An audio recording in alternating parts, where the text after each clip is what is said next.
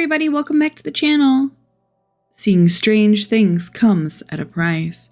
A woman arrives with a mysterious letter in hand addressed to her grandfather. Etched in crimson is a foreboding message, a warning, a promise made from a time forgotten. Private investigator Hugo Laurent and his assistants must solve this bizarre case before an old family's curse befalls them all. This game has multiple endings, as well as an epilogue ending, which might happen after you get all of the endings. Caretaker. I'm sorry, but I can't stay here anymore, Nina. I feel like I'm going crazy. Calm down, if we can just talk it out. So many strange things keep happening, one after another. Every day there's this damn dripping sound. I thought it was just something leaking at first, but I check every faucet, every ceiling, everything, and still, I hear it everywhere, constantly echoing in my ears. Please, listen to me. Oh, but the water, that damned water. Water? Yes, it's everywhere. Pools of it are all over the house, and every time I try to mop it all up, another will appear. There's no end to it. But it's at night. It's at night when it comes. What are you talking about? I hear someone or something walking along the hallways at night. Maybe it's just my grandfather? No, Nina, it's not him. I thought it was, but it's not. But I've seen it. That thing. I only glimpsed it at once. But I'm more than certain that thing was not your grandfather. Ever since that night, I would lock my door and pray it would walk past my room. I don't know what's going on, but I swear it just keeps walking, always walking on pools of water. Sometimes I hear them randomly. Their steps are erratic and faint, but I can still hear them. Just this steady pace up and down the halls. But I think recently it's no longer like that. What do you mean? Every morning I follow to see where the wet footprints lead. It walks towards something more clearly than before. It would walk down the halls, climb the stairs, and turn corners. All of it I'd follow. Eventually the trail would come to a stop. And it would all stop right by your grandfather's room. His room? If this is some sick joke to scare me away, then please stop. It's not a joke, Nina. I meant when I said there was something wicked going on in this house. That can't be true. I know this is a lot, but you have to believe me. I can't stay here any longer. I'm sorry, Nina. It's okay. I understand. Thank you for taking care of my grandfather up until now, and I'm sorry for all the stress I've caused you. I'll be sure to pay you right away as soon as Nina, listen to me. I don't know what's going on around here, but...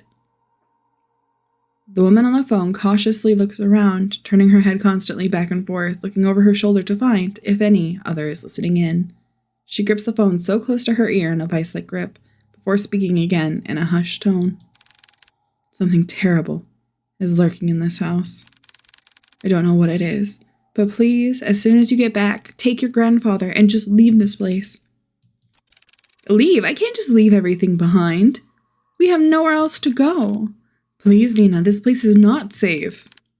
The rumors, they're true. The curse is real. My family is not cursed. But Nina, at this rate, you and your family will. Enough. A pause. Cold and sharp tenseness strains the call as both women, exhausted and stressed beyond their comfort, try to stifle their growing frustrations towards one another. Neither yielding to the other's thoughts, only leaving anger and hurt to fester through the silence. After what feels like a suffocating stillness, Nina finally sighs heavily and responds bluntly to the caretaker. Look, I don't know what you heard or saw, but I can't just leave things like this. Whoever or whatever they are, they will answer to me. I won't let them have their way. I don't have time wasting my energy on this stupid curse. So if you can't help me, then so be it. I'll find a way. Nina. My grandfather is all I have left.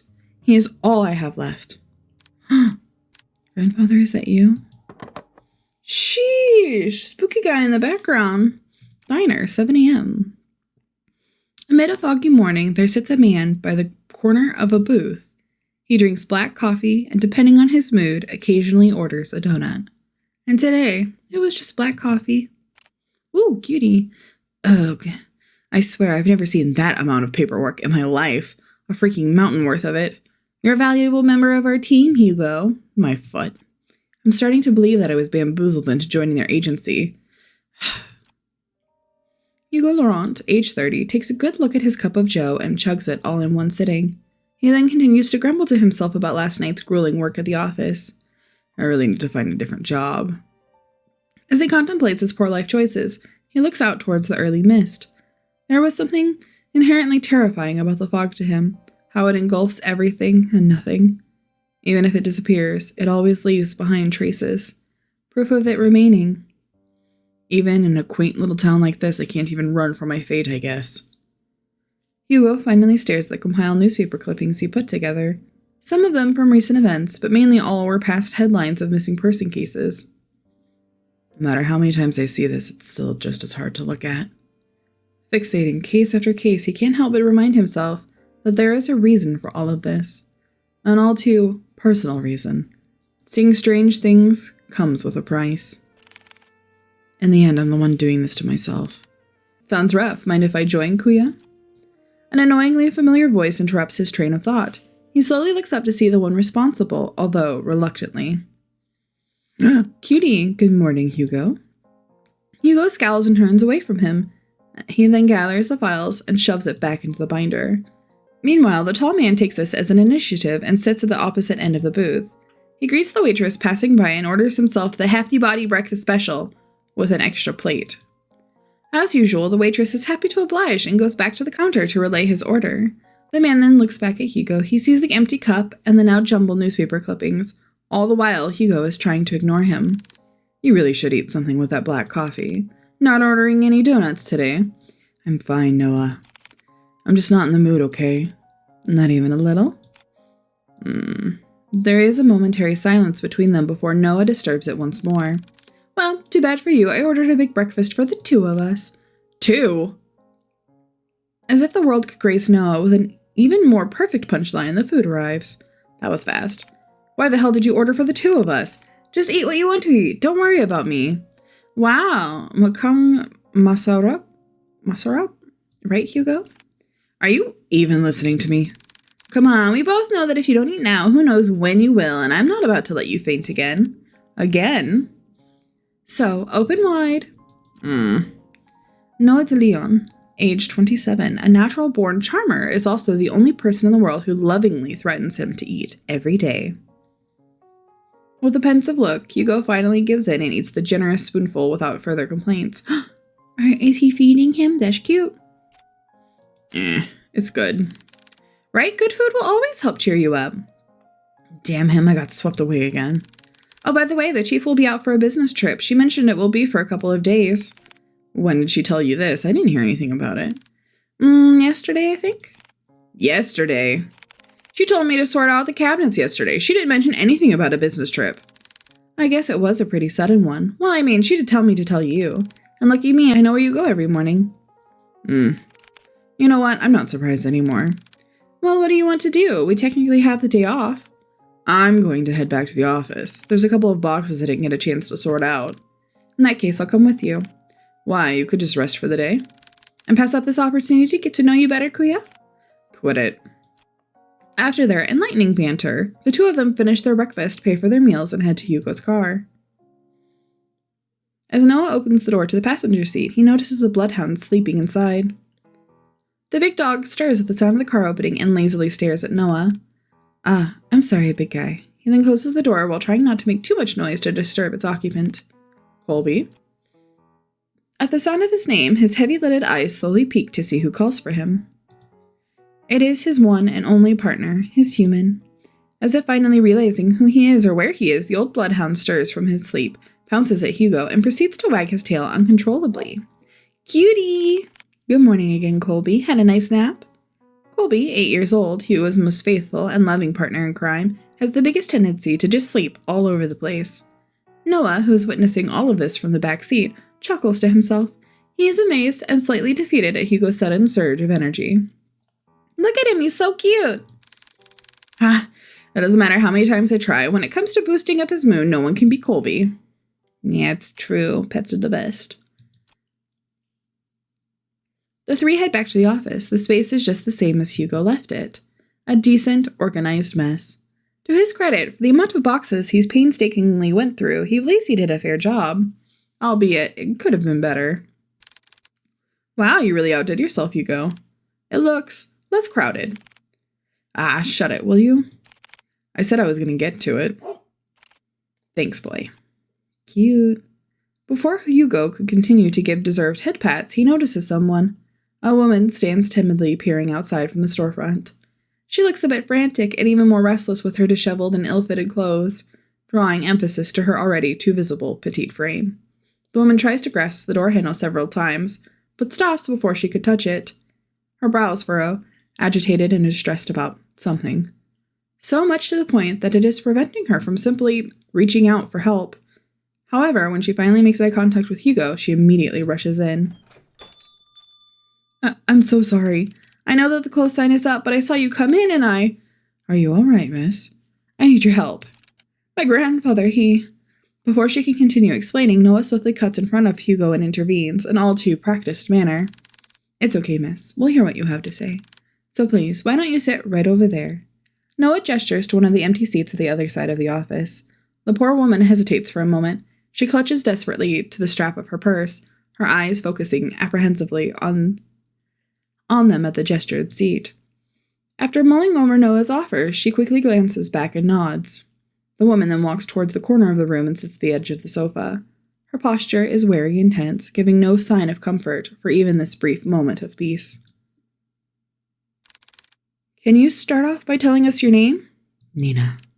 I apologize for earlier. I'm usually a bit more composed than this, but I guess I'm failing at that too. My name is Nina Mortimer. Ah, hello, Miss Nina.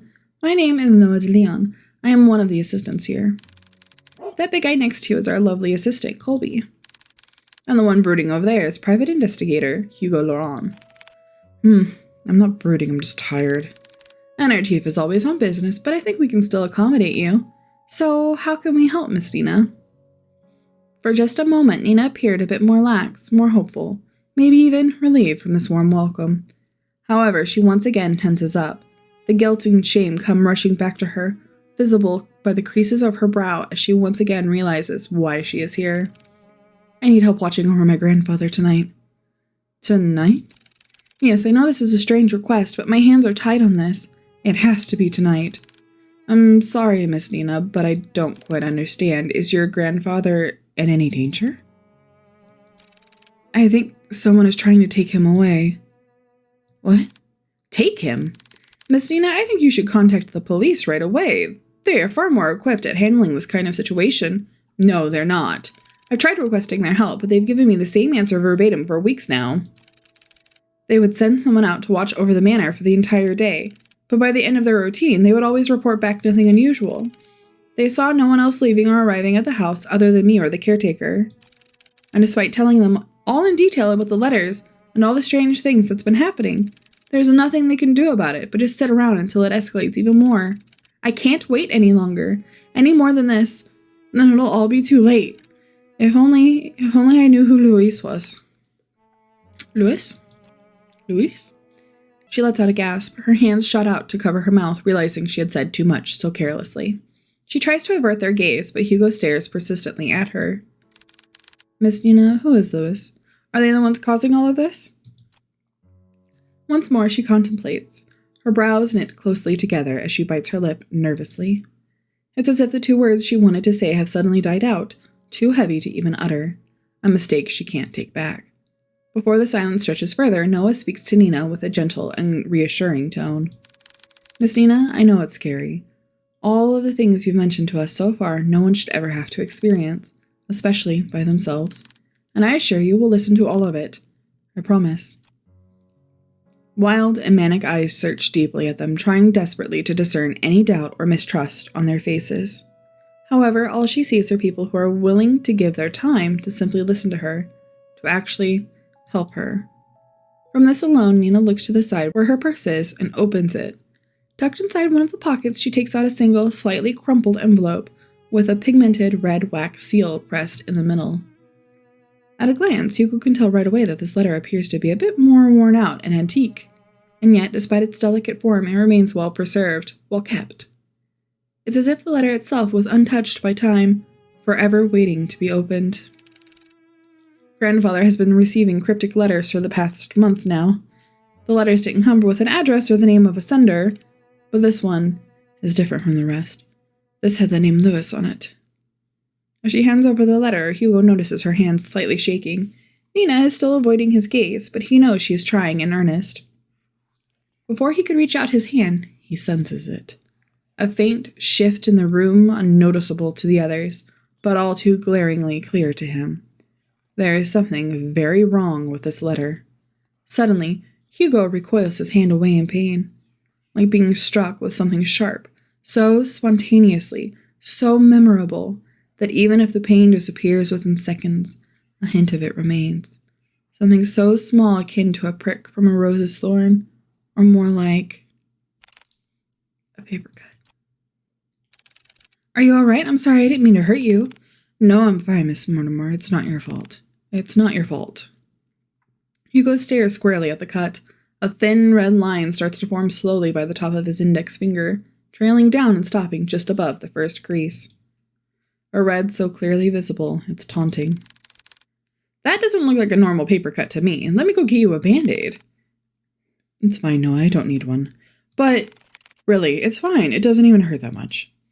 Noah takes one good look at him before sighing, exasperatedly, and sitting back down in his chair, still eyeing on Hugo's hand.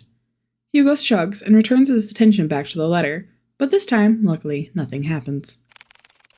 For it to reach all the way out here, with just a letter alone, is truly terrifying. Carefully, he removes the content of the envelope and unfolds it. At first, it looks like any other normal written message.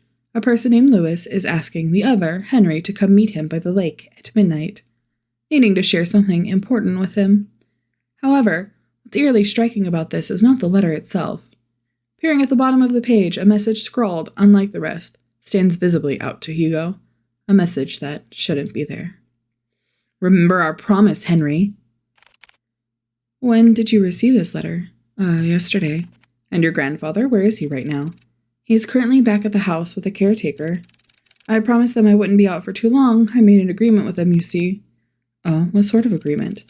The caretaker we have now agreed to watch over my grandfather, but only during the day. Before nightfall, they would leave exactly at the same time. Before nightfall? I wanted to believe that this whole thing was an elaborate scheme to scare my family away. I know this sounds crazy, but at one point I thought everyone was in on it. The mail carriers, the officers, the caretakers. Everyone had a hand at making our families suffer. But this one was different. Up until now, I've never heard of anyone by that name. Not a relative or family friend. But they clearly know who grandfather is. If I don't do something about this, I'll lose him too. Just by uttering the words low, Nina begins to break down. The stress, the anxiety, the fatigue, all of it was finally catching up to her. Her body hunches forward, her hands press close to her eyes as she tries to cover the stream of tears running down her face. Oh, as an act of comfort, Colby sits closer to Nina while Noah fetches tissues for her. Hugo, on the other hand, is puzzled. She said this whole thing has been going on for the past month, but something doesn't add up. And before nightfall, I think there is more to this than she is not admitting. Whatever happened with the letter, I'm more than certain. Certain that whoever or whatever Lewis is, they're coming for blood. Take it. Do you want more tissues? We'll do it. We'll take on your case. For a moment, everything goes still. Their eyes and attention are solely directed at Hugo, whose eyes have a certain glint to them, now unwavering and more determined than ever. Before anyone else speaks, Nina stands up, wipes away any stray tears from her face, and walks up to him. You'll take it? Hugo simply nods. Thank you, thank you. You don't know how much this means to me. We're glad to help, miss. Nina, please just call me Nina. Well, Nina, we'll do our best. Nina smiles at Hugo and Noah in gratitude, her eyes renewed with a faint gleam, a hope that maybe things will change for her and her family for the better.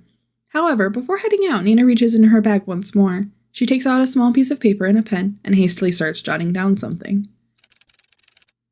I best be on my way now. I'll let grandmother know ahead of time you'll be coming. Also, this is my address.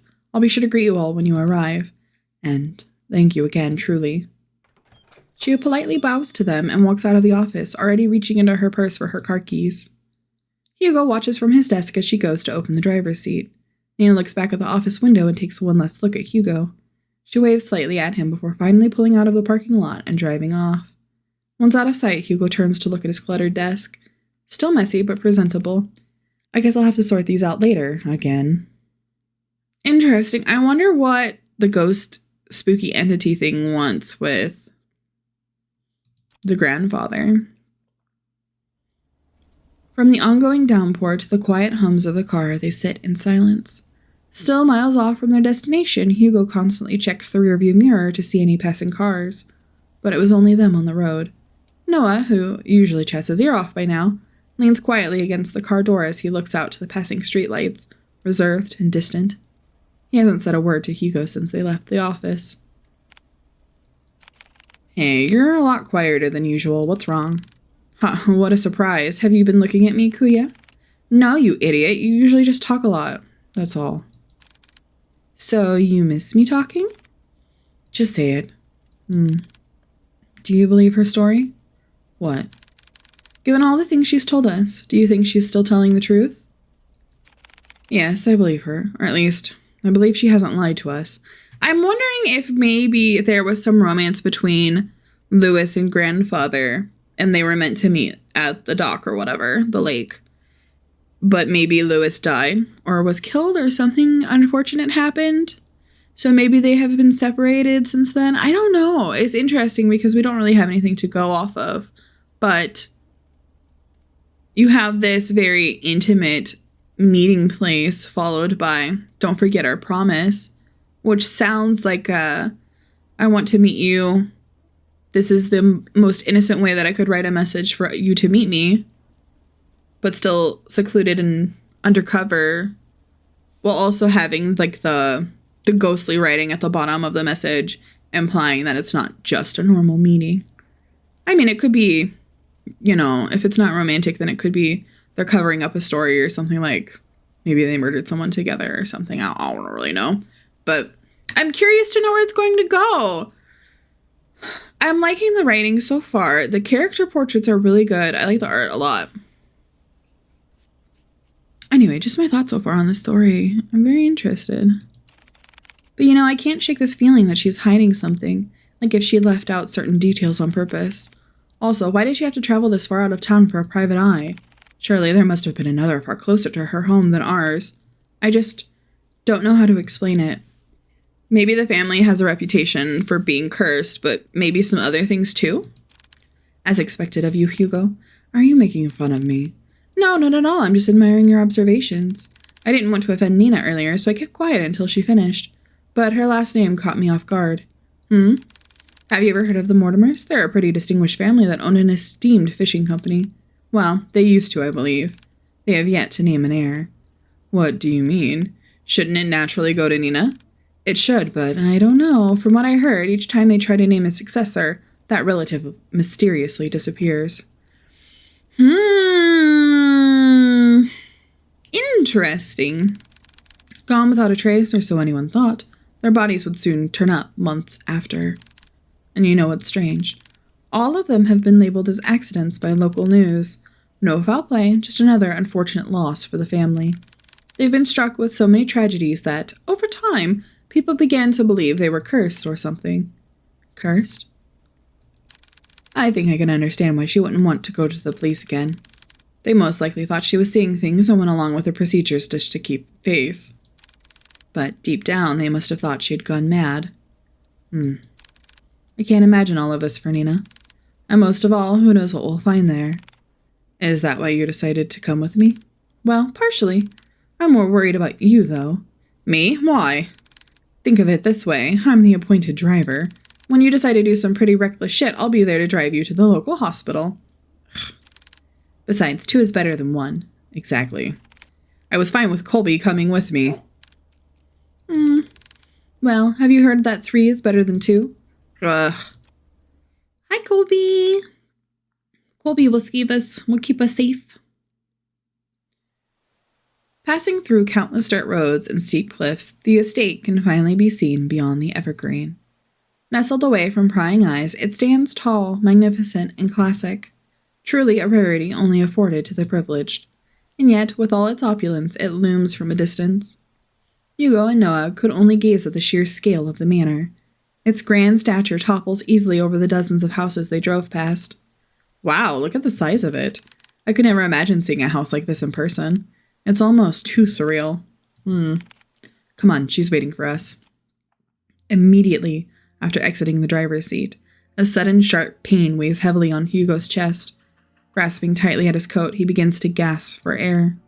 His vision hazes as he leans close to the car, trying desperately to ground himself. Like a fish drawn out of the sea, he desperately heaves. The air in his lungs, escaping too quickly, burns as he feels his throat start to strain, drawing tighter the more he breathes. But this pain pales in comparison to a feeling far more excruciating. Is it the house? No, something far more sinister. He feels it. Someone is watching him, a piercing gaze fixed on him, like leering at a bug and waiting to strike. We'll be together soon, Henry. What the hell? Damn it, already? I need to hurry or else. Hey, are you all right? Noah calls out to him, snapping him out of his fixated trance. This is a beautiful way to illustrate someone coming up behind him. Colby nudges his head against Hugo, whining with concern over his partner's well-being. Did you hear that just now? Hear what? That voice. It was so close to my ear. Is everything all right? Oh, I'm fine. Don't mind me. I'm just a little winded out from the trip. That's it. I'd be happy to make you tea at the very least, if it's no trouble. No, not at all. It's the least I can do. Once again, this subtle uneasiness from Nina surfaces. But before Hugo could get a chance to look any further into it, she walked off towards the front porch without saying another word. Are you sure you're all right? You sounded like you were choking earlier. I said I'm fine. Besides, we're already here. We can't back out now. Listen to me. I think you should...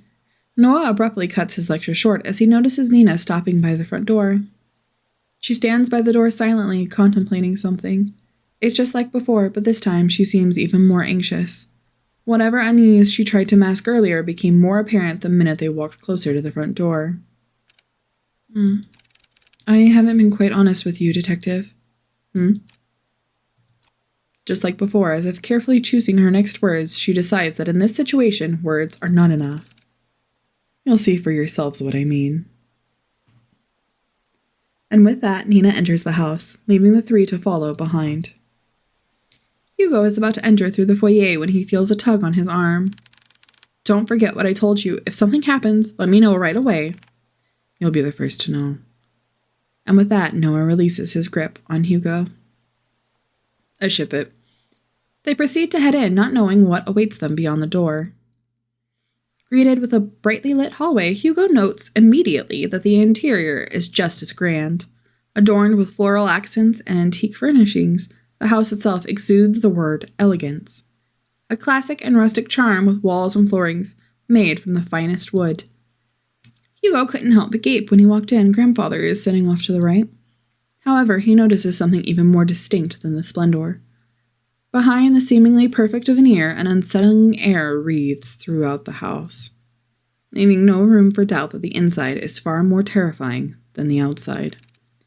Please come this way, to Grandfather. Bracing themselves, they enter the dimly lit drawing room. At first glance, Hugo could not discern the silhouette situated at the far corner. Only the sparse lightning from the window pierces through a fraction of the room's darkness. Turn on a light for him. However, as they approach closer to the silhouette, Hugo now understands the reason for all of Nina's unsettling vagueness. Grandfather, we have guests. Whoa. Sitting on the armchair is a very young man, not much older than Hugo or Noah. He is dressed modestly and shares none of the imposing presence of the manor. No, rather, such a luxury does not even remotely reflect on the man before them at all. It's as if the flow of time had stopped only for him, while the rest had continued changing drastically without him. Just like the letter, timeless, delicate, and jarringly out of place. Staring only at the window, the young man sits there dazed with little acknowledgement of the people around him. Still, motionless. Like a doll. Grandpa, these are the people I spoke of. This is Detective Laurent and his two assistants, Colby and Noah. I like that she includes the dog. They're going to help us. Even after introducing them to the head of the Mortimer estate, Hugo and Noah could not help but feel unnerved. The man before them is supposed to be frail and older than any of them. And yet here he remains, forever unchanging, forever young. Is it the curse? They've come a long way, so I'll be making some tea. Would you like some, Grandpa? He does not reply back, nor does he glance at Nina or anyone else in the room, only fixates his gaze on the rain. Nothing else as he's staring to the lake. I'll be sure to make a cup of tea for you too. He then timidly gestures to Hugo and Noah back to the foyer. Bearing more questions, the two follow Nina outside. But before they leave the drawing room, Hugo takes one last look at the young man. There is an all too familiar air about Henry Mortimer. His eyes, they're similar to his own. Whatever he must be longing for, Hugo knows it will never end well. Interesting. Nina, that man. Yes, he's my grandfather, the one I asked you all to watch over. I know this is hard to believe, but Nina draws something out from her pocket. It's an old picture of a handsome man with slicked back hair wearing the finest of suits. The gentleman in the picture has a different air to him, one of wealth and power, none of which reflects at all on the current Henry Mortimer. It's almost as if looking at two different people. This isn't much to go by, but believe me, they are the same person. Then why does he look so young? It happened a few nights ago. I was on my way to get a cup of water when I heard a loud thud coming from my grandfather's room. I was worried something fell over, so I went to go check. When I opened the door, I found him collapsed on the ground. I rushed to help him up, but when I did, he looked so different. He wore the same clothes that my grandfather wore that night, and his face, I recognized his face. He looked younger. So many things were rushing through my head at the moment, and yet I knew he felt familiar to me. I know it sounds bizarre the more I talk about it, but that's what happened. I wonder if something about him is changing as the spirit or whatever it is gets stronger. So he's becoming more like he was when he made the promise to whatever the spirit entity is, Lewis, I guess. That was also the same night I found that letter. It was next to him, already opened. I'm sorry again for all of this. No matter who I went to, they either said something was wrong with me or my family. With everything going on, maybe they're right. The pools of water, the letters to Lewis, and now this. The pools of water, the letters, Lewis, and now this. I've been ignoring the signs for years and just blindly hoping things can get better if I try finding solutions on my own, but that's not enough anymore. Maybe my family is really cursed. No, they're not. Curses aren't real. Detective? I think we easily get too involved in believing that sort of thing exists. In truth, the ones who fixate on it make it their reality. Rumors, doubt, lies, all of these things are what they want to become real. Deep-rooted emotions like that can't possibly be healed or fixed right away. But, like a curse, those emotions drag other people down with them. Personally, I think you were caught up in all of this, but I assure you, we'll see this through. For you and Mr. Mortimer. Thank you. Good. Now, our first priority is to find out more about Lewis. Nina, the letter you showed us back at the agency, do you have it with you? Ah, yes, it's here. Do you mind if I borrow it for a bit? I'll be sure to give it back. Of course, but what are you going to do with it? I've searched everything on that letter and I still couldn't come up with any clues. Ah, I'll be using it as a reference or a guide, if you will. I'm afraid I can't discuss too much of the process, trade secret and all. Of course. I'll check upstairs. Noah, you and Colby check the ground floor. Got it. Before they leave to do their own investigations, Hugo grabs a hold of Noah's shoulder. He leans in close enough for Nina to not hear. Keep a close eye on Mr. Mortimer and Nina. Especially Nina. I don't want her to be dragged any more than she already is. So whatever happens, keep her safe. Hugo, you. Fine, but remember to yell for me, okay? I know. Thank you, Noah. I'm counting on you. You too, boy. With a final nod at them, Hugo then goes towards the staircase and heads upstairs. Noah stares for a moment longer at Hugo's back before he disappears into the first floor. He then turns to look at Colby. Well, it's time we get to work. Right, Colby? Cutie! Ooh, investigation start. The objective is to look around the area for objects to proceed the story. Use the arrows or the arrow keys to move to a different area. Outlines will appear on clickable objects. On the top right is the hint button. Clicking it will highlight an object you missed. Woof woof. Ooh. Mr. Mortimer still sits motionless by the corner of the room, his gaze never leaving the rain. But what is he looking at? A large bookshelf stands close to the entryway. It contains a couple of photo albums and a few phone books. A delicate arrangement of violets and white roses. They seem to be fresh and fairly new. They were in that picture of the first caretaker. Another picture of the scene with the first caretaker. Why is that covered? Is that it, Colby? Oh, the phone. An old rotary dial telephone. It looks like it's still in use.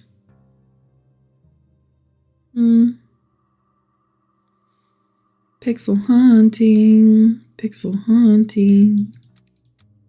Can we click something here now? Frames decorating the walls are covered in white sheets, veiled with a thin lining of dust on top of each one. Whoa, there are so many paintings covering the walls.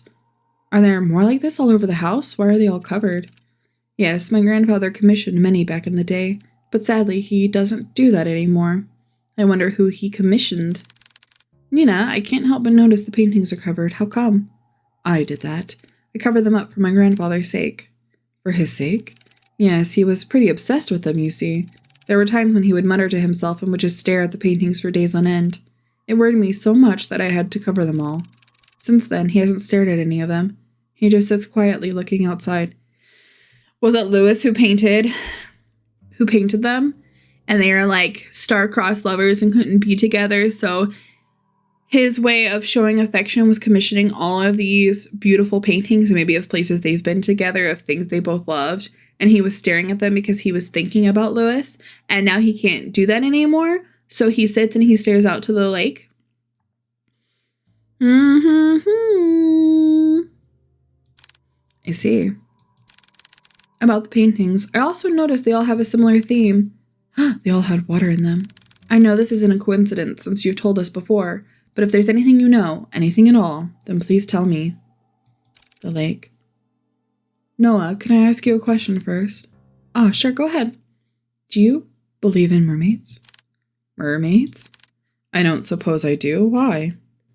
Casting her gaze to the floor, Nina anxiously fidgets and tightly clasps her hands together. She then briefly sighs and continues. Well, there's this story, or rather more like a fairy tale that my family has passed down. A fairy tale? Yes, well, it feels like one to me. It was about a fisherman who fell in love with a mermaid. Lewis, are you a mermaid?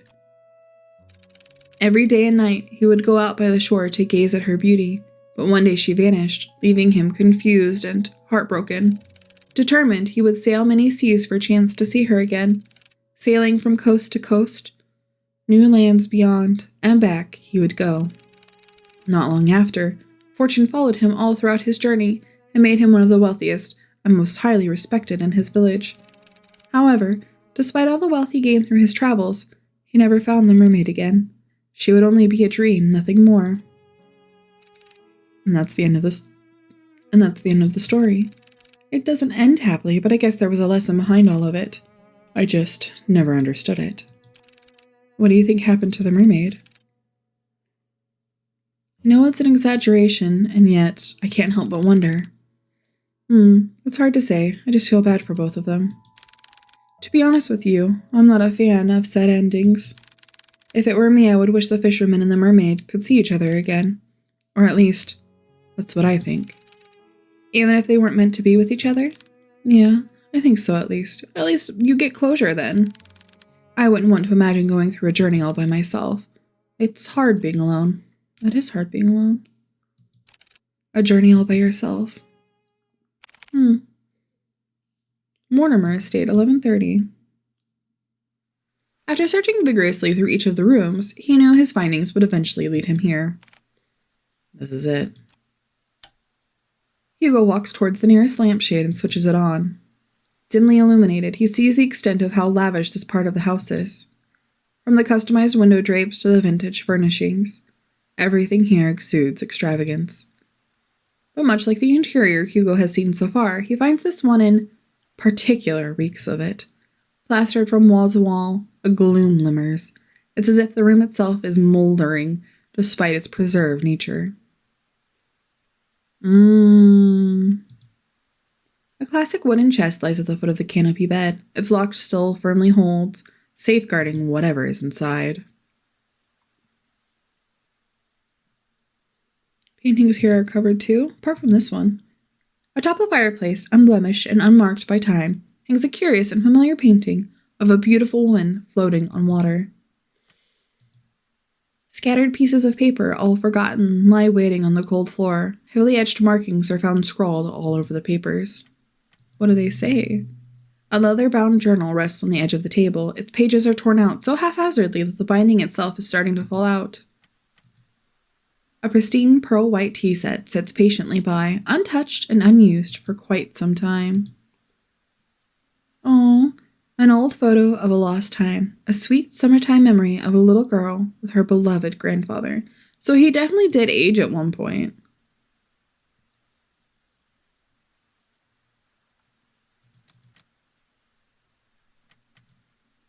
A meticulously organized set of academic books ranging from nonfiction to geography are all on display. However, hidden away behind the vast collection are some children's fairy tales, all carefully kept. About mermaids? I need to hurry. I don't want to stay here for too long.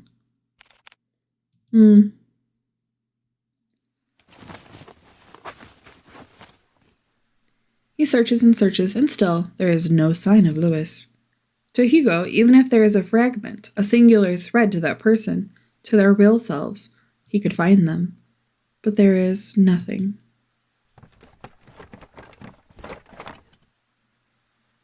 Not one thing pertaining to him.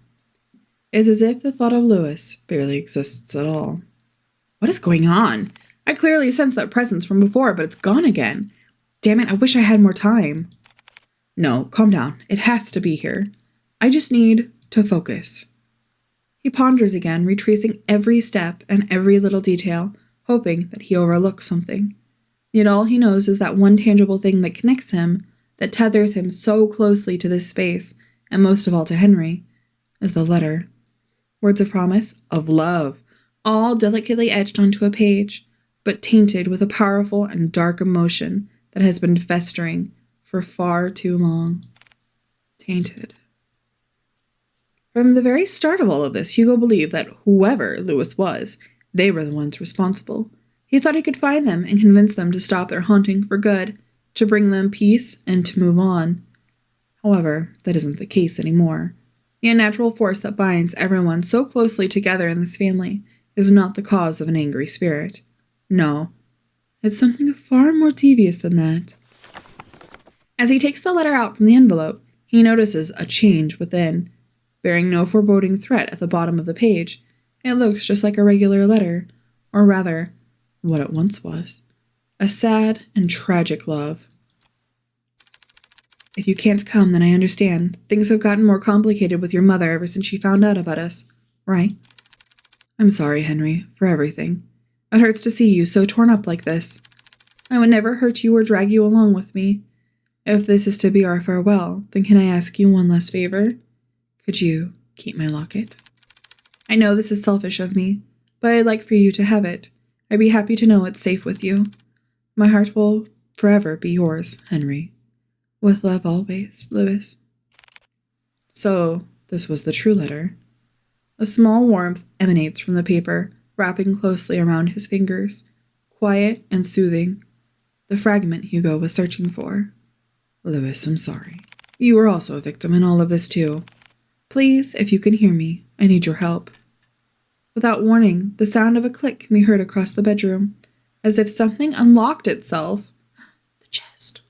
Hugo turns his head towards the sound and sees the chest. Unlike the other furniture, its dark and rustic features have not been maintained well, left to rot on its own. Suddenly, he stops at the sound of a sweet voice whispering to him, beckoning him towards the fireplace. Come here, my dear, sweet boy. Don't go to the painting. No, stay focused, Hugo. I won't let it get to me. Preparing himself, he heads towards the chest and opens it. Inside, scrambled together, are bunches of notebooks and small trinkets. Hugo continues to rummage through when he stumbles across an old newspaper article. I wonder if it has something to do with his mom, Henry's mom, because she was, tearing apart their love and didn't approve. Young man found dead by the lake. An unidentified young man was found on the morning of blah, 3 days prior to his death, according to police. Ruled as a suicide, police have claimed that the troubled youth drowned himself.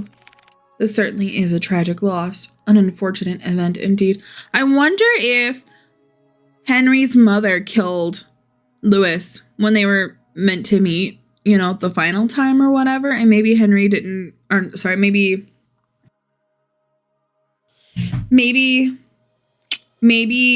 she intercepted the letter and killed him in an effort to end things once and for all. I know mothers can be quite headstrong, especially in games and fiction like this, where they really want to command and take control of every facet of their child's life.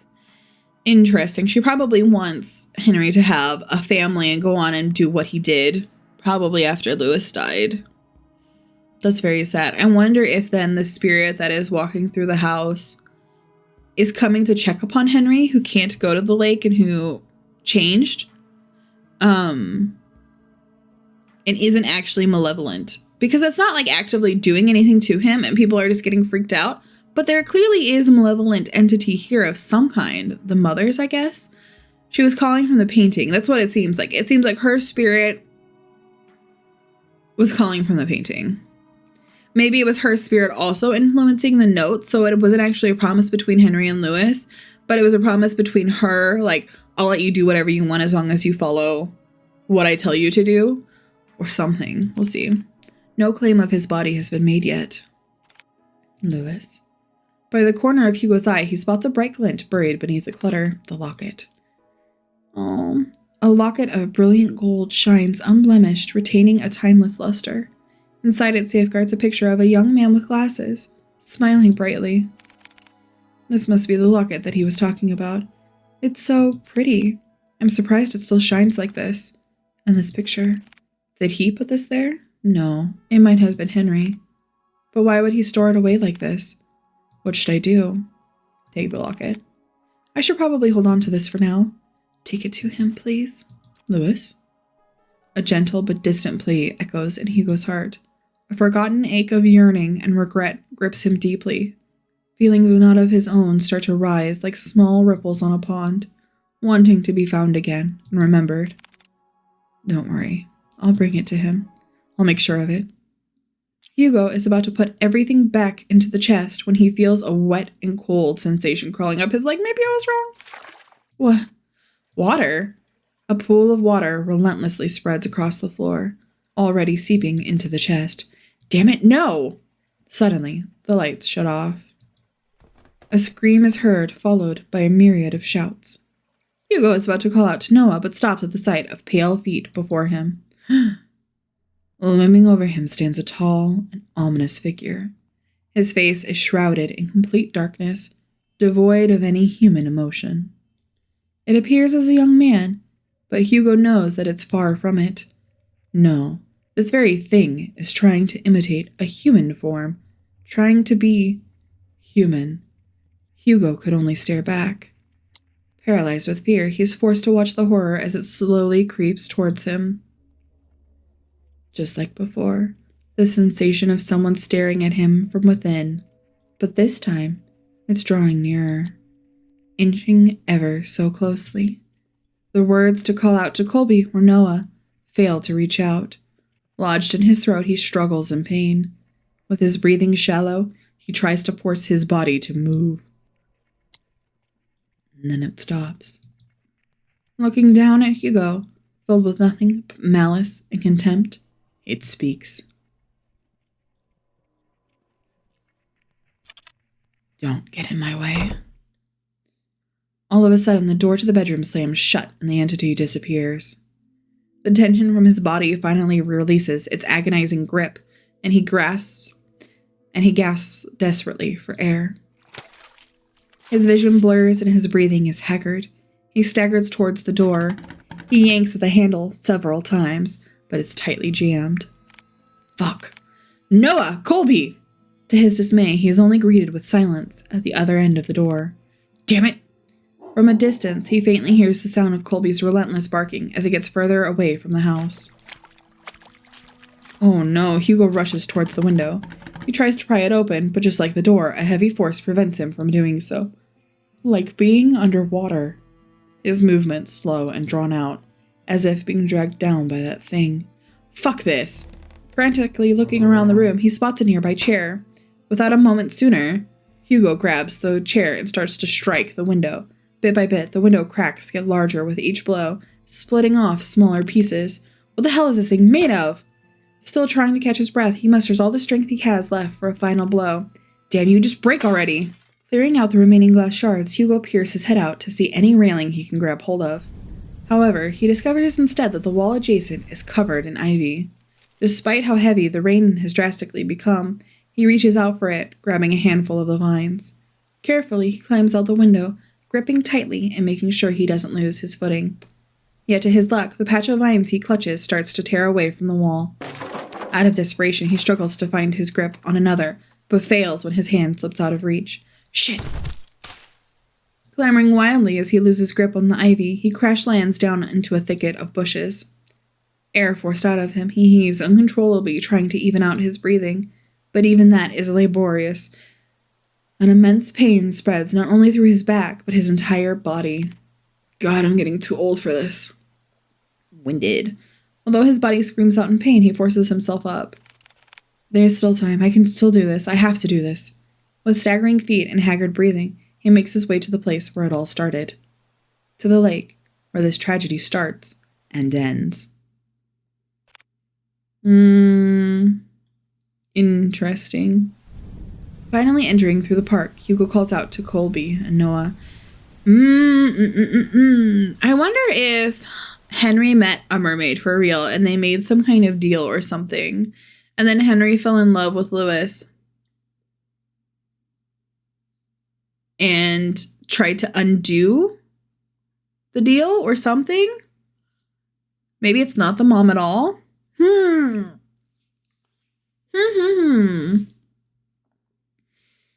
Finally entering through the park, Hugo calls out to Colby and Noah.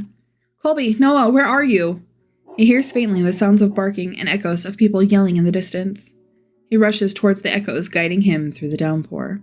With his heart racing and blood rushing to his head, he finds his way to the lake. Drawing closer, he sees Nina giving chase to her grandfather. Unfortunately, she doesn't get too far as Noah stops her. Grandpa, stop! Grandpa! Let me go! My grandpa, he's... No, Nina, it's dangerous. You'll get hurt too. I don't care. I don't want to lose anyone anymore. It's that instant Hugo trudges against the water, pursuing in Nina's stead. Hugo! No, don't! Please falls deaf to his ears. Not even the whines and worried cries of his partner could make him turn back. Determined, he forges ahead. Nearing the deep end of the lake, he sees Henry Mortimer, gazing directly at the abyss. He looks even more frail and disheveled than before.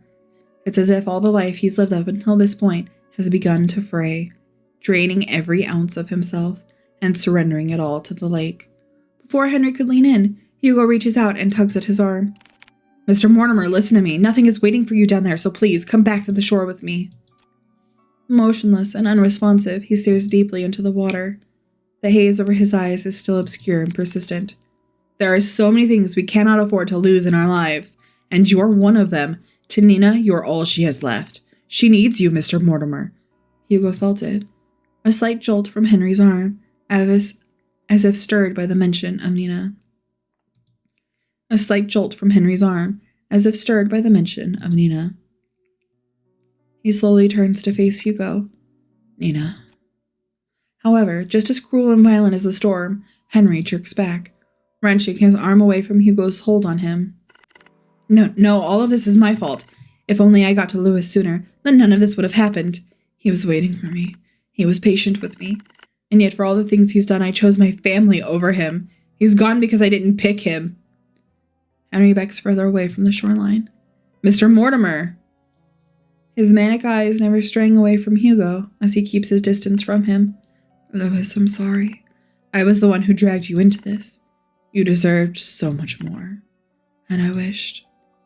Henry struggles over his words. He clasps tightly to his shirt, his throat dry and taut from all that he has bottled up.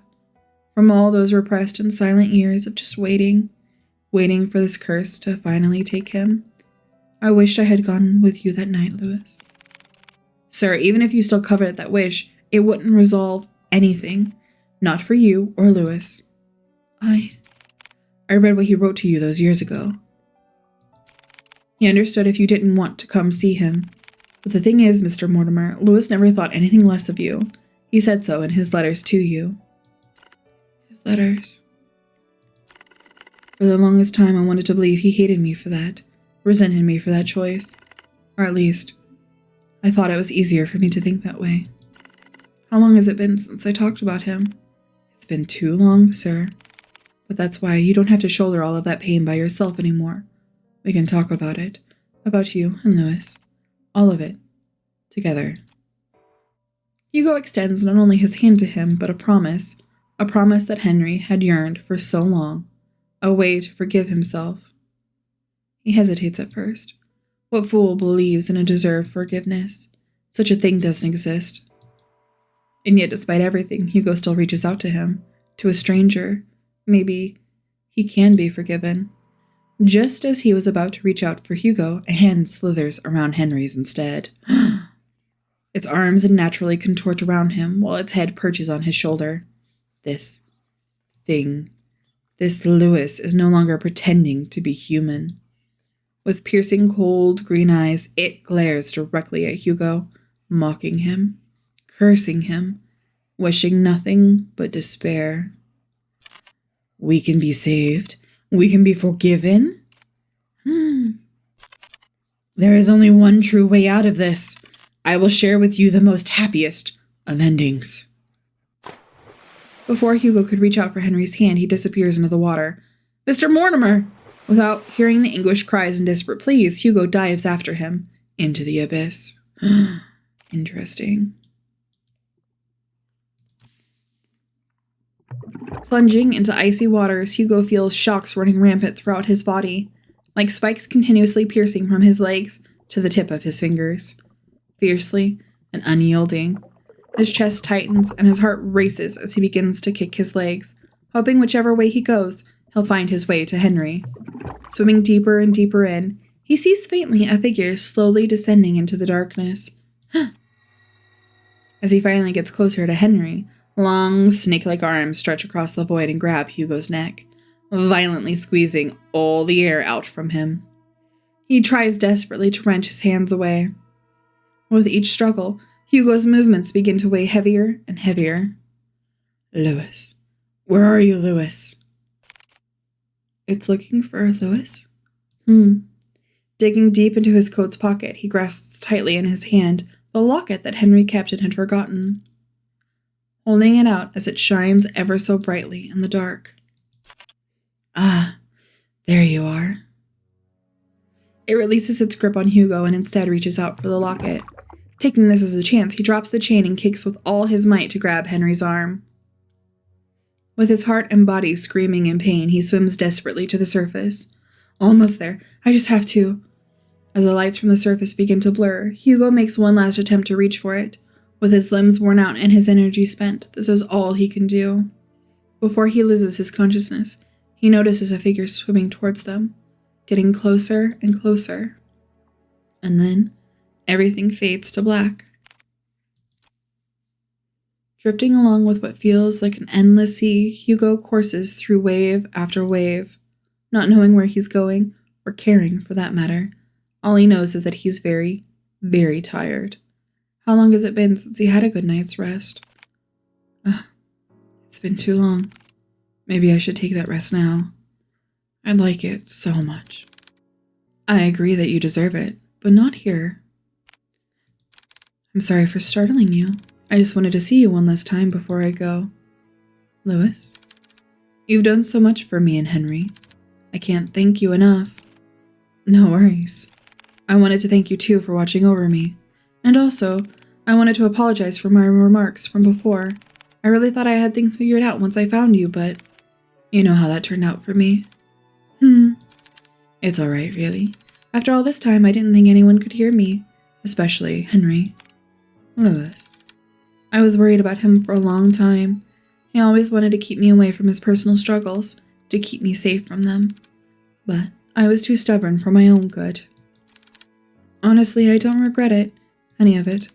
Even if I could no longer reach out to Henry. Fate weaved its thread back to you, our tangent, connecting us once more to this very moment. And for that, I am forever grateful to you, Hugo. You're welcome, Louis. From a far-off distance, Hugo hears a voice crying out to him, beckoning for him to return. Well, they're waiting for you. I guess they really are, huh? Take care always, Hugo. You too, Louis. With his eyes closed and his senses still returning, he feels the constant tugs and licks of a certain bloodhound, whining as he tries to wake up his partner. Hugo! He also hears another familiar voice, too annoyingly close for comfort. Eyes shut right open, he jerks up. Confused, Hugo looks around before he coughs up the remaining water in his lungs. Are you all right? Noah starts to pat his back while Colby continues to whine over Hugo. What happened? Where's Mr. Mortimer? He's safe, so is Nina. They're both okay. The police and the ambulance should be arriving soon. Oh, thank goodness. Isn't there anything more you have to say to me instead of, thank goodness? I swear, you don't listen to a damn word I say. I'm sorry, Noah. Exhausted, he lets out a sigh. He then continues to pat Hugo's back aggressively when someone approaches them. Detective Laurent? Oh, Nina. There's someone I want you to meet. Grandpa. Behind her stands an elderly man. Frail in stature, he timidly looks to the side pensively as he ponders to himself. Although his youth has long faded, his eyes are what catches Hugo's attention. They're no longer a piercing and vicious green. Only eyes, just like Nina's. Hello, Mr. Mortimer. Detective. I never got the chance to say goodbye to him. I always thought about it every day. What if Louis lived on in this world? What if he stayed a little longer with me? It's because of that constant mindset I dragged everyone down. And I kept hurting not only me, but Nina especially. I was the one who kept hurting her, the one to blame for all of this. But you, someone I've never met, still went out of your way to save me, not knowing my burdens or my faults. Thank you. Hugo reaches out to Henry and smiles brightly at him. It's my pleasure, sir. But before he lets go, Henry tugs at Hugo's hands one last time. I hope that someday you too will overcome it. Oh, buddies. The next day. Well, good morning, Hugo. You're bright and early. Morning. With much fervor and haste, Hugo resumes writing on his notepad, although by closer inspection he looks like he's going to combust any minute. Are you writing up the report? Without looking up, Hugo responds back. Yeah, for the most part. You still need to write yours too. I will. But since I haven't had breakfast yet, and I don't like eating by myself, he got it to go. Let me guess. 2 is better than 1. Bingo! Wow, Hugo, you're really catching on. I'm so proud of you. Ah, shut it, will you? I swear, if only I hadn't fallen off from the goddamn window, maybe my report would have been shorter. Before Noah could begin to cut the bacon, he pauses at the mention of Hugo's report. Oh yeah, by the way, mind telling me what happened in the Mortimer's window? I broke it. Well, that's obvious to me. What I don't understand is, why is it broken? Do you know how much it costs to repair a window like that? I know, it was really dumb of me. I'm sorry. Besides, I told Mr. Mortimer about it before we left. Honestly, I was expecting an earful from him, and also the bill. And, surprisingly enough, he said it was okay. Ha, lucky us, right? So what, you just called it a day after all of that? Thank you so much, Mr. Mortimer. You broke it, you pay for it. Would you chill? Of course I'll pay for it. But each time I keep insisting, he just shrugged it off. Said that we already went through a lot for them, so this was nothing in comparison. Ugh. You know what? He's right. After all that we went through, we deserve at least a nap. but before he could walk away, he stops and sees a familiar person walking towards the storefront, carrying something with her. Good morning, you two. Just barely a foot through the door, a certain bloodhound stirs up from his resting spot and makes his way towards Nina, tail uncontrollably wagging. Ah, good morning to you too, Colby. Nina scratches behind one of Colby's ears, making his right foot unconsciously move on its own, scratching an invisible but desirable spot for him. Good morning, Miss Nina. Morning. What brings you here at this time? Is everything all right with your grandfather? Yeah, he's doing pretty well, actually. Even better than before. We talked so much last night, I hardly slept at all. But honestly, it's been a while since I last spoke to him so freely like that, I hardly felt tired at all. It's wonderful to hear. Ah, but there's something else I wanted to ask the both of you. To put it bluntly, I need your help. If you two aren't busy, I would like some company eating these. Inside a clear plastic bag are stacks of 2 boxes placed on top of one another. She opens the box on top and reveals a colorful array of neatly decorated donuts, all lined perfectly. No cramped or squished places. A work of art in Hugo's eyes. Wow, so pretty. Donuts?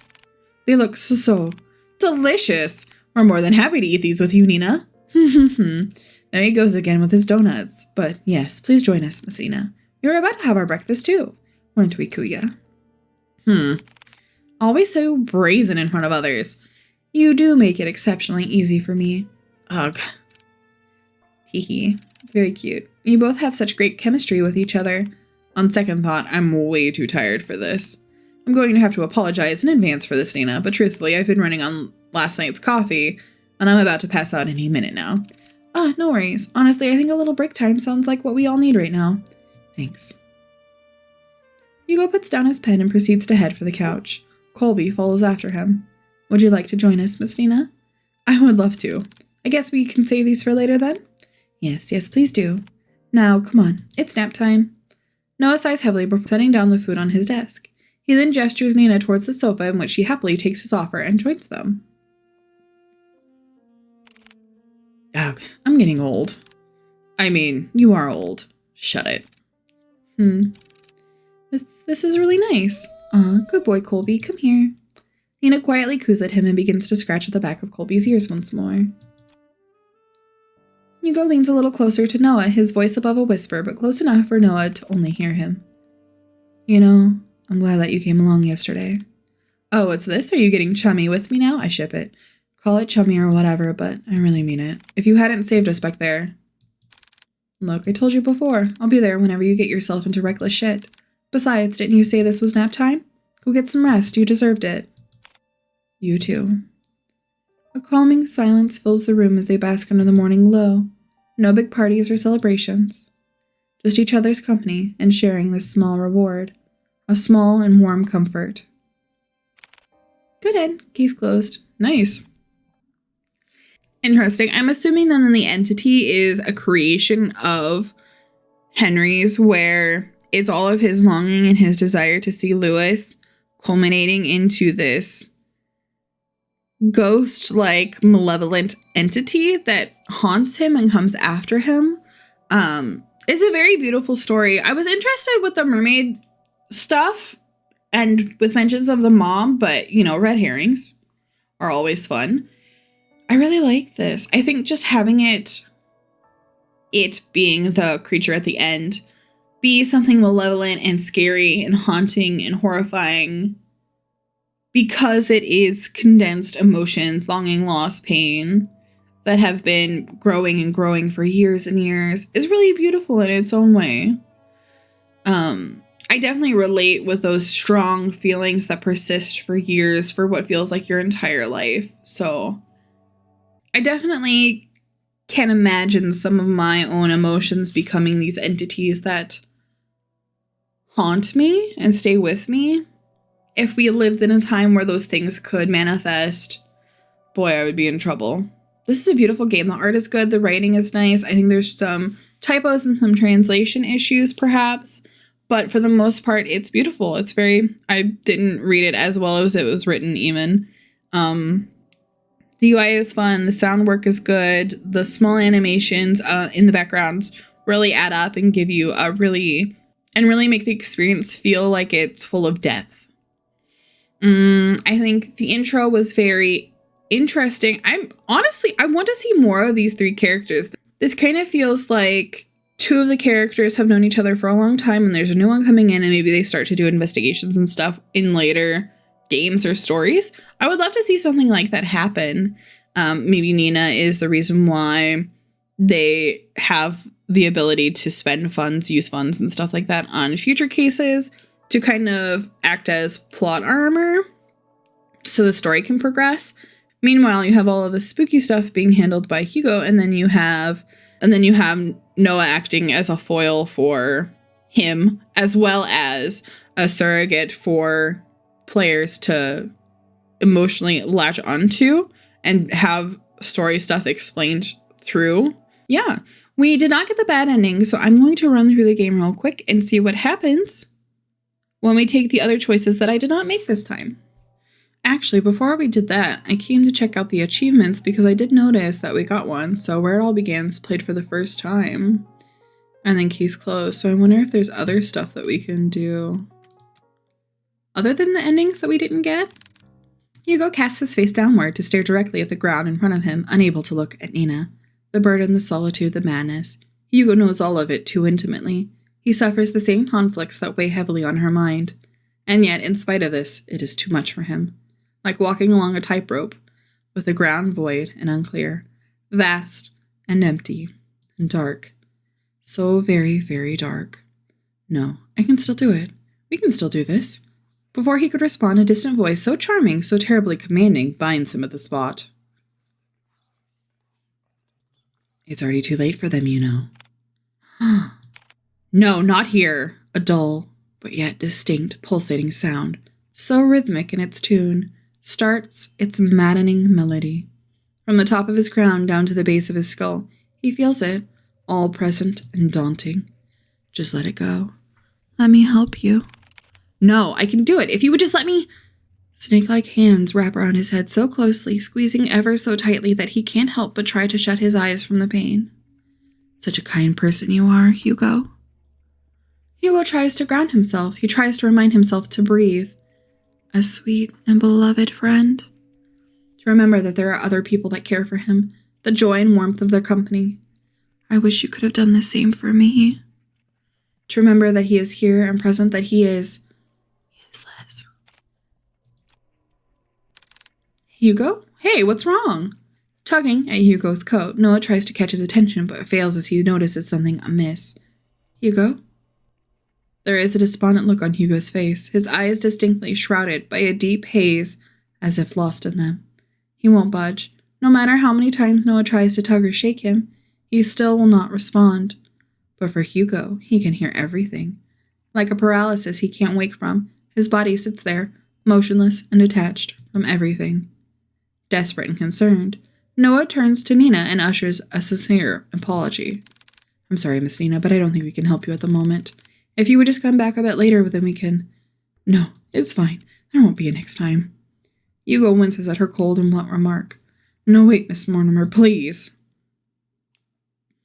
Nina stands up abruptly from her seat. She wipes away the tears quickly from her reddened face with the sleeves of her coat and looks down. Once more, her tense and cold front-like demeanor returns to the forefront, already trying to forget and move on. Without so much of a word, she slightly bows her head towards them and walks out of the office, not once looking back. Bad end pulling strings. He's got a spooky, malevolent thing. Ooh! All right.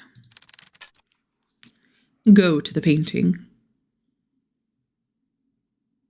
Whoa. There, mounted by the fireplace, is a painting of a beautiful woman floating on water. Her pale skin is incandescent, brilliantly prominent against the contrast to the dark, murky waters that keep her hidden, keep her bound to the canvas. Hugo stares intensely at the picture. An emphatic sorrow swells within him, disarming his very senses and forcing him to inch closer, surrendering himself to the sweet song. Poor thing, how lonely you must feel. You are a lot like him, like Henry. As Hugo approaches closer and closer to the painting, and his mind screaming to run, he sees it. He can finally see beyond the facade the lady portrays, for what the painting truly is. But don't worry. I can take away that sadness. A deformed creature, a mermaid, floats above the surface. The voice whispers. Large, hollow eyes stare back, boring deeply into his eyes. Her skin is melting, bleeding heavily this black ichor as it gushes out from the canvas. Some of it starts to hit not only the floor, but at Hugo as well. The black, viscous tar clings persistently onto him, unrelentless as they continue to pile up. But then he feels it, what drew him initially to this thing. A deep sense of longing rushes through him, snuffing out what little control he had left. Finally embracing this nature, to come home. Take my hand. Without hesitation, Hugo reaches out his hand while his body leans in closer to the mermaid. She grabs and pulls him in. Not once looking back, he dives and follows after her, returning to nothing. Beyond the painting, that's very spooky.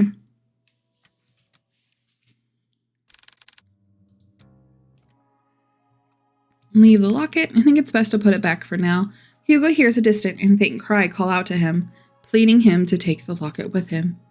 Louis?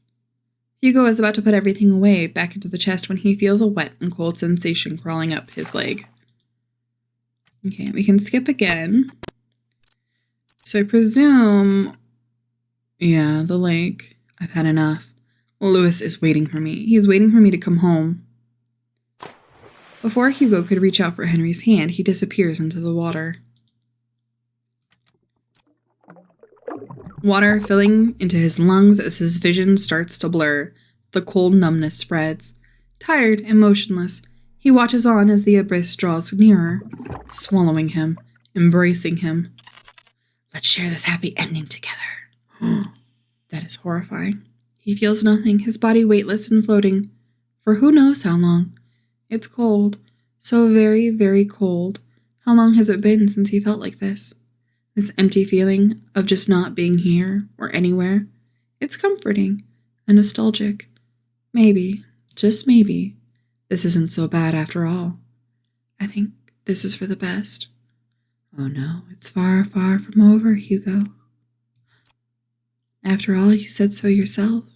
Seeing the things you do come with a price, right? And oh, what a hefty price has been paid for your stupid little blunder. So get up, Hugo. We are far from having a happy ending. Hugo. Hugo's eyes shot right open, his vision disoriented in a blur. As he tries to focus on Noah's voice, a violent tide bursts within him as he coughs out the remaining water in his lungs. He can feel Noah's hand rub against his back, anchoring him and checking to see if he is all right. But deep down there is something far more concerning to worry about at this moment. Well, where's Mr. Mortimer? I'm sorry, Hugo. I tried going back into the water after I fetched you, but the paramedics stopped me. They told me it was too cold and dangerous to head back in. No, it can't be. I'm so sorry, Hugo. No, please, God, no. He couldn't hear the rest of it. His body trembles as his hands clasp tightly together in a fervent prayer, wishing for a miracle to happen before them, to have Mr. Mortimer return to them finally safe from harm. But for this silent wish, this small and glaringly impossible wish, no one would answer. There was no kindness in this sunrise, only the gut-wrenching wails of a woman by the shore, pleading to any god who could save her grandfather. But no matter how many would try to search through the water, they wouldn't be able to find him, for there was no one left to save anymore. Just a washed-up, forgotten tale of a man and his mermaid. As Hugo tries to stifle his cry and soothe the lump lodged deeply in his throat, he hears it. A laugh, a cruel and heartless laugh echoes from across the lake, mocking him, cursing him, a harrowing and merciless victory for this curse. A curse. It was a curse after all. Mermaid's Tale. Interesting. I can't tell if there's actually like a mermaid entity a la Siren, or if it's the game is calling the curse, this longing and malevolent feeling, a mermaid. These are both empty. Okay, I'm missing 2 achievements. Hugo's apartment. I played through the game again while I skipped through it. It's already nightfall when Hugo and Colby arrive back home. Hugo, already too tuckered out from the remaining assorted mess he left behind for himself, lazily sheds off his coat and shoes, while Colby heads straight towards his bed. Making his way through unloaded boxes and cramped spaces, one by one Hugo strips down to his outside clothes and switches to a regular shirt and sweatpants he found lying around. He plops down onto the couch with his head laid back and eyes closed as he lets out a heavy sigh, releasing all the tension left in his body. Another day done and gone, right, Colby? Beside him, he hears faintly the rhythmic, delayed breaths of his large companion, who is already falling deeper into sleep. I wish I could sleep as quickly as you, buddy. He gently pats Colby's head. Good night, Colby. Thanks for today. Hugo does one final stretch before he repositions himself to lie down on the couch, tugging at the blanket by his feet and wrapping it around him. His body begins to relax as his breathing pulls into a similar cadence, finally allowing the warmth to gather and hug him closely, all snug and safe from the draft by his window. As he begins to slowly drift further and further off to slumber, he feels something. A slight chill grazing just above the base of his neck, never touching, but distinctly present all the same. Although his senses are too dull and lax to properly focus on the sensation, he does, however, huddle closer into the blanket, hoping the chill will go away. Suddenly, he hears the front door to his flat shut so sharply, so harshly, it's as if someone or something had rushed in with enough force that he felt the room had shaken a little. Ooh, now Hugo is wide awake. He tries to get up and face this intruder head-on, but stops to realize one terrifying thing. He can't move at all. The warmth and comfort from the blanket he felt moments ago ceases to be. His own body locked in a deep slumber, leaving behind his very consciousness to be fully awake, to be deathly afraid of this overwhelming presence. He struggles to move the muscles in his face, trying desperately to call out to his partner, to get his attention. Colby. But despite his efforts in uttering his dear companion's name, he is met with no response. In fact, he can't hear or feel Colby anywhere near him. Just the raging and erratic tempo of his heart drumming in his ears as he lies there, defenseless, vulnerable, all at the mercy of this thing. And then he hears it, the sound of feet dragging across the wooden floorboards, dragging closer and closer towards him. Not again. He wants to run far, far away from here. Run till he feels the fiery tempest within him burn his lungs, leaving him scorched and choking on ash. Anywhere but here. He shuts his eyes tightly and begins to steady his uneven breathing, hoping that whatever this nightmare is, he can wake from it. He has to. However, everything comes to a halt when he suddenly feels that same chill once more, but this time lingering all over his back, persistently hovering over him. He knows it's there. Standing near to him, it's unbearable. His breathing hitches as he feels this intense prickling feeling, a hand hovering so close above his head, he could feel it. He wants to cower, to hide forever away, but he can't. This frightening thing that has been following him, stalking him, haunting him for years, will not rest until he gives in. His own curse. All of a sudden, his phone rings. Like a spell lifted off of him, he can move again. Hugo's eyes dart straight to the direction where the presence should be, hoping a chance to peek. Just a glance at the thing that haunts him.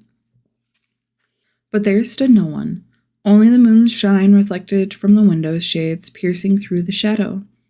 His eyes shot once again to where Colby should be, and he found the bloodhound to be there, alert by the sudden ringing of his phone, and also at Hugo, who looks more disheveled and winded out. He takes a deep breath, steadying his heart as he takes the phone in his hand and answers.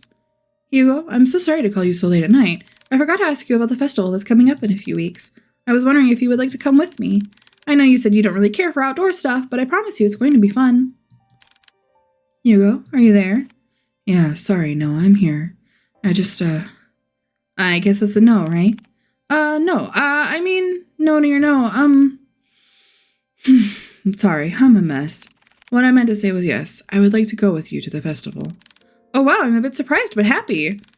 Well, I don't want to keep you from your hard-earned rest, so I'm going to end the call. Wait, Noah. Hugo, are you alright? Can you stay a little longer on the line with me? We can talk about anything, I just, need company right now. Of course, Hugo. I can stay on the line with you. Thank you, Noah. You know what I was thinking about? A dangerous pastime for sure. I was thinking maybe we should just move in together. Do it! And now you're back to your brazen self. Wonderful. What, doesn't it sound like a perfect plan? I can cook, Colby loves me, and I'm good looking. See, a perfect package, all in one. Ha, you really don't know when to quit, huh? No, not at all. I can be quite stubborn, remember? Without a doubt, the most stubborn man ever.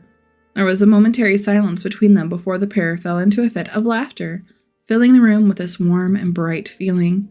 Hugo melts back into the warmth of his blanket, letting the heat pool around him once more, surrounding him, protecting him, to remind him that he is here with people who love and accept him, all the same. A reminder, a comfort in the darkest night. True end in the dead of night. Wow! Oh my gosh! I know this game was made for the 2021 Spooktober visual novel jam. I don't know if the developer has made any more with this duo and Colby. But this true end just solidifies that I need it. To be continued, thank you for playing. I definitely need more from this developer. I am actually so in love with the writing, the art style, the choices that they give us to make, the different endings. Everything feels very full. Everything feels very purposeful. I don't feel like my time is being disrespected. I feel like the emotions that they present have payoff in every avenue that we choose to take them. So to choose the locket, to leave it behind, to go to the painting, to even go through the story again and get the additional end, I can feel that there is so much more to these characters, to the world, to the way that entities are handled. It's not just mermaids. It's not just curses. It's not just what we know one-to-one from most media out there about these topics. It's something more. In Japanese horror legends and stories and stuff, feelings can form grudges. They can form these persistent... They can create this kind of toxicity that seeps into places. It's not just, oh, I feel bad, so then I become a horrible person. It stains the very ground that is it corrupts everything around it. So I feel like there's a similar idea and theme going on here with these curses. It's not just these entities that possess or haunt. It's so much more than that. It's emotionally connected. It's purposeful. It has such deep meaning that a character cannot be that character without that part of them. So if the developer has other games, definitely going to check them out and play them on the channel. If not, well, I'm going to tell them how much I like this one and how much I hope to see more from them. This game was created for a 2021 game jam. I think a visual novel game jam for October. It says on the itch.io link that I will put down below in the description. So if you want to find out more, if you want to play yourself, really, any of that good stuff, it's down there. Definitely leave a rating for the developer. Leave a comment. If you don't want to play it yourself, you could just be like, hey, I watched someone play this game. It was really good. I really liked it. Here's what I liked. I want to see more. Or, you know, if you don't tell them, because I do. I want to see more. I want so much more, and I will not take any slander. But yeah, that has been it for me playing. Thank you so much for watching. I'll see you in the next video. Bye-bye for now.